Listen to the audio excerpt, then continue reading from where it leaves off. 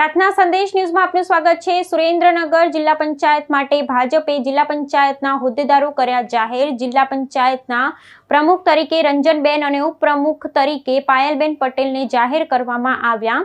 આવતીકાલે હોદ્દેદારો વિધિવત પદ ગ્રહણ કરશે।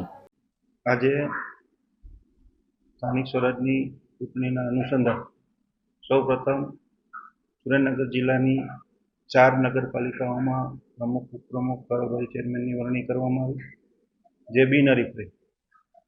તેવી જ રીતે તારીખ 22 અને 23ના રોજ 10 તાલુકા પંચાયતમાં ભારતીય જનતા પાર્ટીનો ભવ્ય વિજય થયો છે। ત્યારે આ તાલુકા પંચાયતમાં પણ પ્રમુખ ઉપપ્રમુખ કારોબારી ચેરમેન શાસક પક્ષના નેતા અને દંડકની વરણી કરવામાં આવી, જે 10 તાલુકા પંચાયતમાં પણ બિનહરીફ વરણી કરવામાં આવી છે।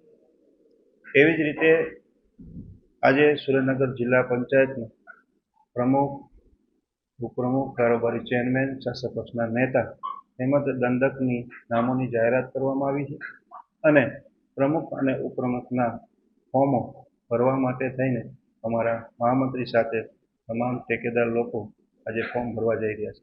પ્રમુખ તરીકે એમાં રંજનબેન ઘનશ્યામભાઈ ભૂસડિયાના નામની જાહેરાત કરવામાં આવી છે, જે 2007થી મહિલા મોરચાના મંત્રીથી લઈને વઢવાણ તાલુકાના મહિલા મોરચાના પ્રમુખ તરીકે અને હાલે જિલ્લા મહિલા મોરચાના મંત્રી તરીકે કામગીરી કરી છે।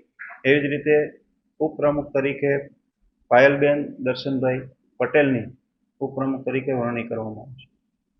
જિલ્લા પંચાયતના કારોબારી ચેરમેન તરીકે અજયસિંહ શિવરાજસિંહ રાણાની વરણી કરવામાં આવી છે। એવી જ રીતે પક્ષના નેતા તરીકે લીલાબેન રામભાઈ સાંબળ એમની વરણી કરવામાં આવી છે અને દંડક તરીકે રાયમલભાઈ બાકીભાઈ ચૌહાણની વરણી કરવામાં આવી છે। આમ જિલ્લા પંચાયતમાં 5 વિધાનસભામાંથી તમામ પાર્ટીના સંગઠનના જેણે કામ કર્યું છે એ તમામ લોકોની પદાધિકારીઓની આજે વરણી કરવામાં આવી અને ધારાસભ્યશ્રીઓ તેમજ કાર્યકર્તાઓ દ્વારા આ તમામ હોદ્દેદારોને પદાધિકારીઓને ખૂબ ખૂબ શુભકામનાઓ પાઠવવામાં આવી છે। આભાર। પ્રાર્થના સંદેશ ન્યૂઝની તમામ લેટેસ્ટ અપડેટ્સ માટે ચેનલને હમણાં જ લાઈક, શેર અને સબસ્ક્રાઇબ કરો।